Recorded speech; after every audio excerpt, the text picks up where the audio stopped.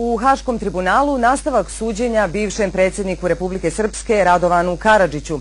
Objašnjavajući okolnosti koje su prethodile ratu u Bosni i Hercegovini, Karadžić je osporio dokaze tužilaštva.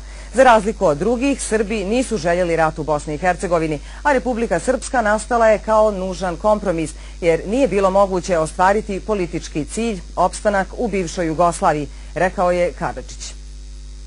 U Haškoj sudnici Karadžić je između ostalog prikazao snimke i izjave koji demantuju tvrdnje da je masakr na Sarajevskoj pijaci Markale počinjen ispaljivanjem granate s teritorije koja je bila pod srpskom kontrolom.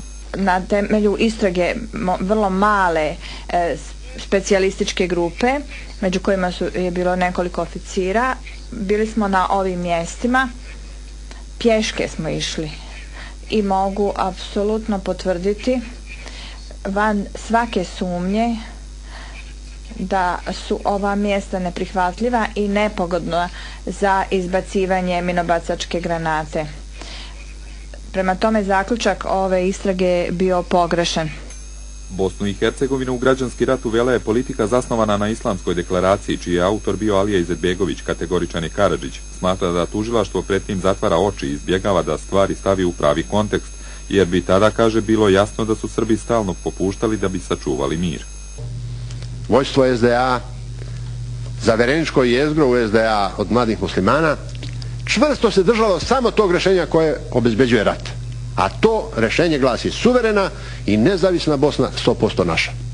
Upravo prevlast jednog naroda bila je neprihvatljiva za Srbe, zbog čega su se zalagali za opstanak u okrilju bivše Jugoslavije, naveo je Karadžić. Međutim, kaže, podrške druga dva naroda u BiH nije bilo. Dokazat ćemo da nikada nije postojala namera, primisao, a kamoli plan koji bi se ostvarivao da se muslimani i Hrvati ostrane iz Republike Srpske. Potkrepljujući navode citatima međunarodnih diplomata, Karadžić je istakao da je Jugoslaviju u sukob i raspad podvukao secesionizam njenih republika i politika Zapada. Jugoslavija je i nastajala i nestajala isključivo iz interesa zapadnih sila. Evropljani, Amerika i Ujedinjene nacije nisu intervencije u Jugoslaviji, manje ljudi bi stradalo i bilo bi manje etničkog čišćenja. Bilo bi nekih jako nezadovoljnih ljudi koji bi smatrali da su uskraćeni za državu. Karadžić je najavio da će u postupku dokazati da su se pojedine međunarodne organizacije u ratu u BiH bavile špijuniranjem i švercom oružja. Poručio je da su iskrivljenoj slici odnosa u Bosni i Hercegovini doprinijeli i neprofesionalni medijski izvještaji. Radovan Karadžić, optužen za genocid, zločin protiv čovječnosti i kršenje zakona i običaja ratovanja, brani se sam, a izlaganje uvodne riječi nastavit će sutra. Upravo smo dobili prilog o hapšenju Ejupa Ganića, koji je uhapšen na osnovu zahtjeva Interpola Srbije. Nezapamćen skandal u zgradi parlamenta Bosne i Hercegovine u Sarajevu. Najviši zvaničnici bošnjačkog naroda, predvođeni Sulejmanom Tihićem i Harisom Silajđićem, članovi Skupštine kantona Sarajevo i foruma parlamentaraca 1990, bez odobrenja provalili su u veliku skupštinsku salu, gdje su svečanom sjednicom obilježili Dan nezavisnosti Bosne i Hercegovine 1. mart. Za razliku od Federacije Bosne i Hercegovine, gdje se svečano obilježava dan kada je prije 18 godina održan referendum o nezavisnosti, u Republici Srpskoj uobičajen radni dan koji Srbi pamte po preglasavanju i pucnjima na srpskog svata na Baščaršiji. Srebrenički ratni lider Ibran Mustafić provalio je vrata velike sale. Na očigled obezbeđenja i pripadnika SIPE pokidao je lance i katance.